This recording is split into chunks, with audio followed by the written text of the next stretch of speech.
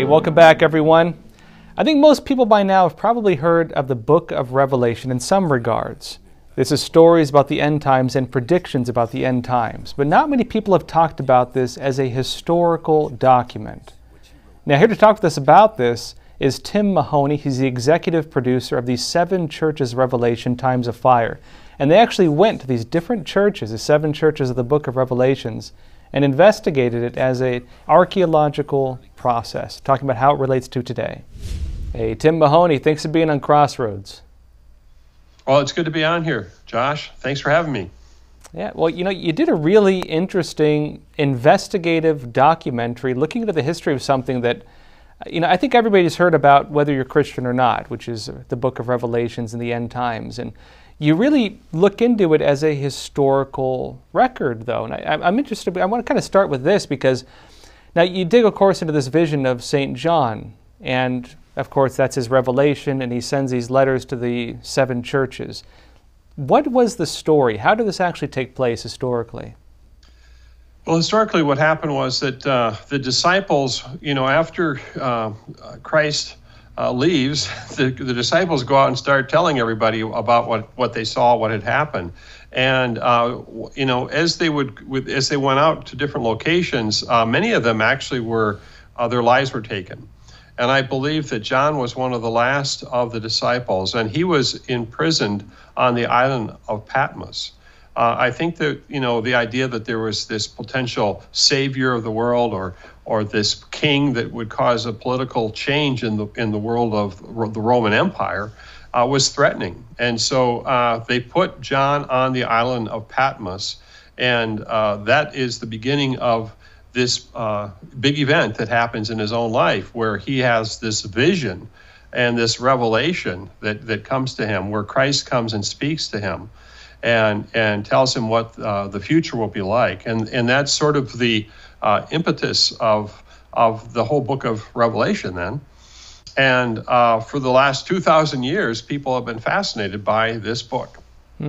And I know you and your team, when you were filming this documentary, you actually went to the island of Patmos and actually went to the place where St. John had this vision. I mean, tell us what it was like there, going to this location and the place where he was actually held prisoner.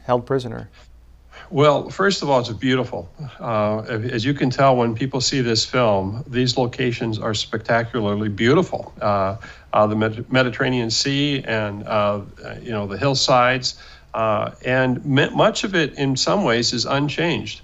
And because this location, because of the events of it happening at this, many people for the last 2,000 years have revered, had reverence for this location, and they preserved this. And that's why you can go to this area where John received the vision, and what many people believe is the exact spot where he was living when this happened.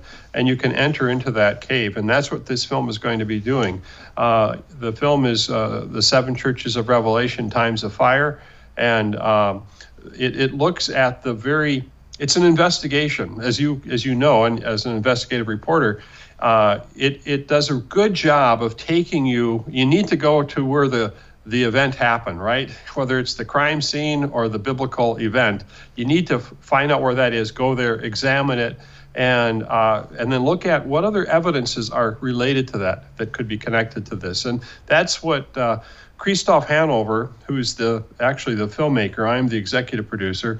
Christoph went to these locations and started to just ask a lot of questions from the scholars. And that's what this film is really. Was there a real place? And what happened? How did it unfold? And that's when you're going to see this sort of interlinking things with history and archaeology that supports this book of Revelation. Well, that was what I found to be really interesting about this film, is that, I think people talk about Revelations and it's kind of taken on a whole life of its own. This, when is it coming and predicting and all this stuff.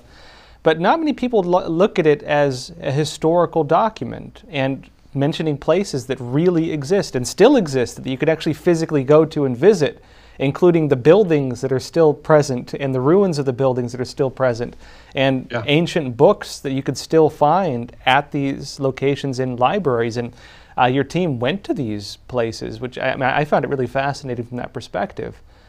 And I'm curious, what was kind of the inspiration behind taking that approach to the book of Revelations? Well, prior to Christoph going there, I had made a film called Patterns of Evidence, The Exodus. And I have a company called Thinking Man Films. And 20 years ago, I actually was challenged in my own belief of the story of the Exodus. And I ended up going to Egypt. And that investigation took me about 12 years, going to Egypt, going to the very locations where the Israelites lived. And that film became Patterns of Evidence. We started looking for patterns of evidence for the Bible. Christoph Hanover saw that film in Europe, and he was inspired by it. And he said, hey, I'm going to go do the same thing, and I'm going to go to Turkey and search for the evidence of the book of Revelation.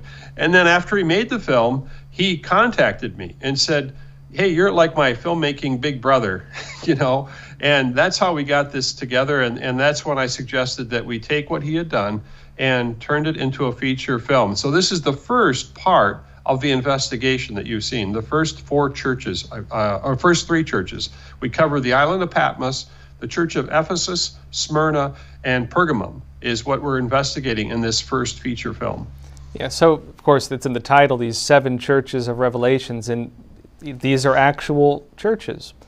Now let's start with that part of the story. St. John has this vision, and then he sends these letters to these churches. What was the impetus for that? What made him do that, and what was the importance of that?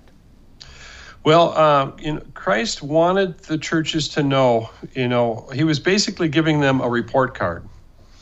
He was telling them the things that they were doing well and the things that they weren't doing. And he says, hey, I'm coming back. And I think that is the message of the book of Revelation is, are these churches ready? Are they going to be ready for the return of Christ? And each one of the churches, as people have looked at the letters of Revelation, it's almost as though they can see that the different kinds of churches in each century. There are churches that are doing really well as far as their report card. They're obeying. In some ways, they're being persecuted, and some persecuted to death. You can see that in every century. And there are other churches that are blending in with the culture. And there's nothing that's really, they're getting along with everybody. And so the letters are basically admonitions. In the first part of the book of Revelation, it's these admonitions to these churches. And each time it says, if I look at the exact phrasing, it basically says that, to him who overcomes, whoever has ears, let him hear what the Spirit says to the churches. And it constantly is communicating that message, to those churches that you've got to listen to what I'm telling you. This is really, really important. And if you don't, there's consequences.